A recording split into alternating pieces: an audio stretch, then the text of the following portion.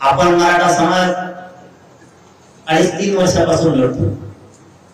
समाजाच्या पदरात पडलं तर हो पडलंच. कधीच 70-75 वर्षात न मिळणार या समाजाला मिळालं, पण राहिलेला सुद्धा सोडायचं नाही, अजिबात सोडायचं नाही.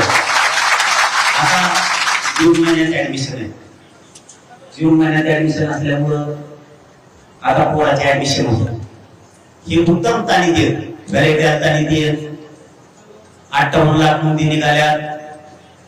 ते प्रमाणपत्र द्यायला टाळायला लागलेत, पूर आपल्या नोकऱ्याला लागलेत, ते टाळायला लागलेत, चढायला लागले. समाजाचं यश आणि समाजाचे नेते साहेब बनायला लागलेत, अधिकारी बनायला लागलेत, उच्च शिक्षण घ्यायला लागलेत, म्हणून सरकार जळायला लागलं. सरकारच, दुसरं कोणी नाही. सरकार जळायला लागले म्हणून त्यांना मराठा समाजाला मोठंच होऊ द्यायचं नाही कसल्याच परिस्थितीत, अशी यांची भूमिका आहे.